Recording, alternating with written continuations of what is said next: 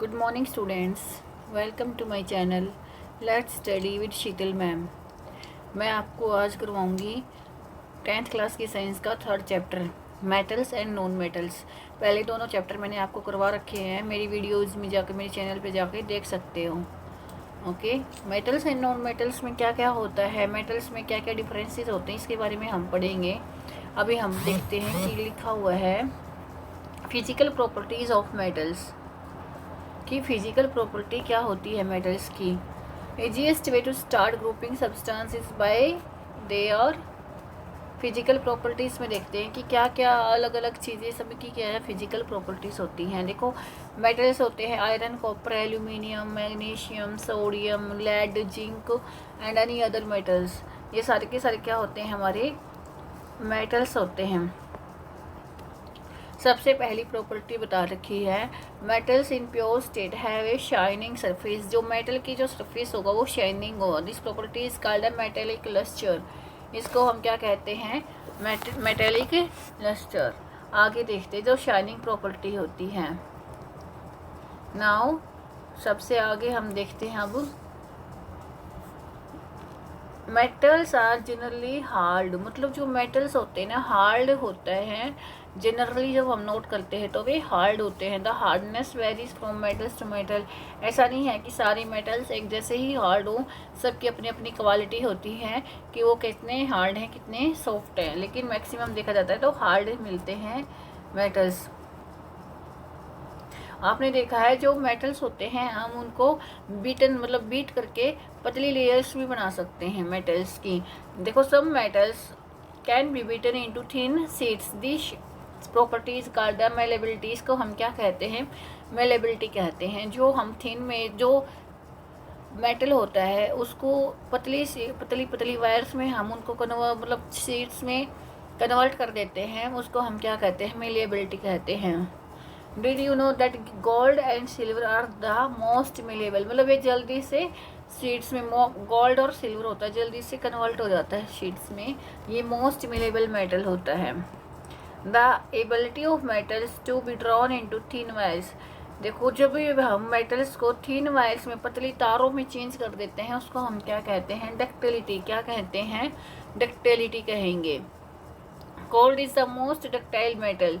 जो गोल्ड होता है ना वो सबसे ज़्यादा डक्टाइल मेटल होता है, उसकी डक्टिलिटी पावर सबसे ज़्यादा होती है गोल्ड की। ओके, अभी हम देखते हैं कि जो 2 किलोमीटर लेंथ होती है ना वायर की, एक गोल्ड से बने 1 ग्राम गोल्ड से 2 किलोमीटर वायर लेंथ बन सकती है। एक गोल्ड की लेंथ बन जाएगी, वायर गोल्ड की वायर बनेगी 1 ग्राम से। 1 ग्राम ले लो और उससे 2 किलोमीटर लंबी वायर बन जाएगी। ये बोलना चाहते हैं कि ये इतना सॉफ्ट और इतना अच्छा होता है इसकी वायर बनाने के लिए। नाउ इसमें पूछा है आपसे मेल्डेबिलिटी। ऐसा क्यों होता है, ऐसा इसलिए होता है क्योंकि malleability and ductility the metals can be given different shapes according to our needs. Malleability और डक्टिलिटी से हम इनको अच्छी से शेप भी दे सकते हैं और जैसे कि हमें इनकी जैसे कि ज़रूरत होगी वैसे वैसे हम कर सकते हैं। Did you name some metals that you are use for making cooking. इसमें पूछा है कि कुछ आप ऐसे मेटल्स बताओ जिससे आप कुक वगैरह करते हो, कुकिंग करते हैं हम। Okay, the above activity the best conductor. ये भी एक प्रॉपर्टी और है, the best conductor of heat are silver and copper. जो हीट की सबसे बढ़िया वाली प्रॉपर्टी होती है ना, ट्रांसफर ऑफ हीट, किसकी, जो best property of conductor of heat है, हीट को कंडक्ट करने की प्रॉपर्टी सब में ज़्यादा सबसे किस में होती है, सिल्वर और कॉपर में होती है। किस में होती है, सिल्वर और कॉपर सबसे ज़्यादा हीट को कंडक्ट कर सकते हैं। Lead and mercury are comparatively poor conductor of heat. मतलब जो लेड और मरकरी होता है ना वो ज़्यादातर हीट को कंडक्ट नहीं कर सकता है।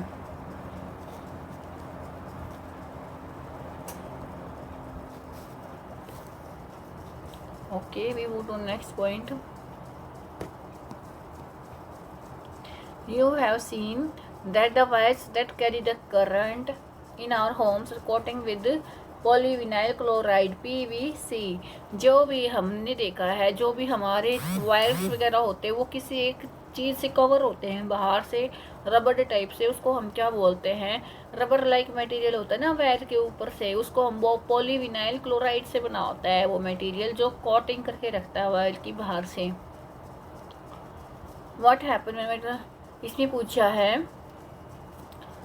The metal products this sound on striking a hard surface.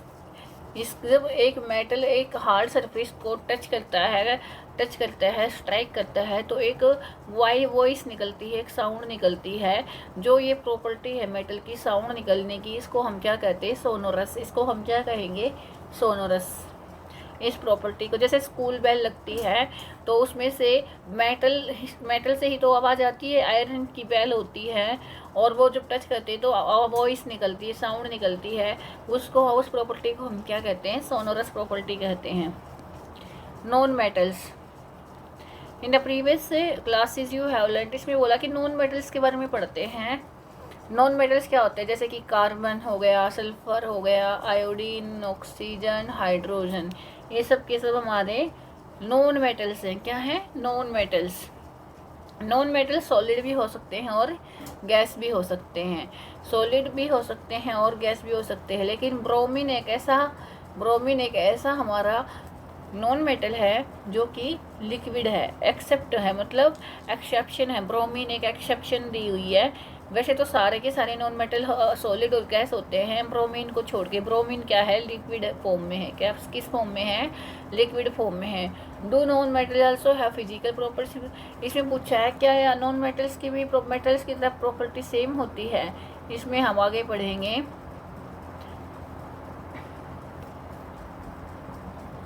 इसमें देखो, all metals except the mercury, सारे मेटल्स को छोड़ कर एक अकेला मरकरी ऐसा है जो exist as solid at room temperature.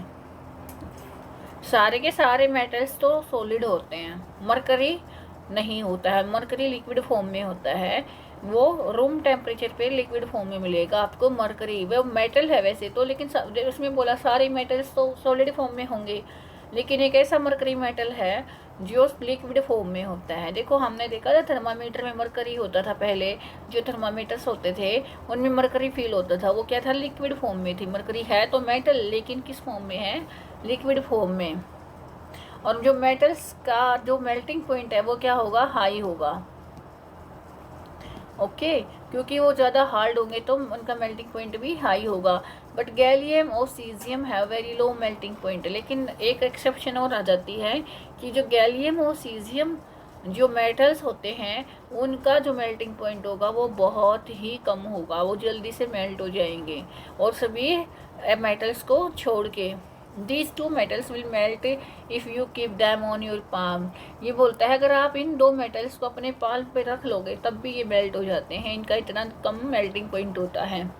Iodine is a non metal, iodine एक नॉन मेटल है, बट इट इज़ लस्यस, मतलब आयोडीन की बात करेंगे, वो नॉन मेटल है लेकिन उसकी प्रॉपर्टी कैसी है, शाइनिंग प्रॉपर्टी है। आयोडीन कैसा है, शाइनिंग प्रॉपर्टी, जैसा जैसे मेटल शाइन करते हैं वैसे ही आयोडीन नॉन मेटल होके भी शाइन करता है।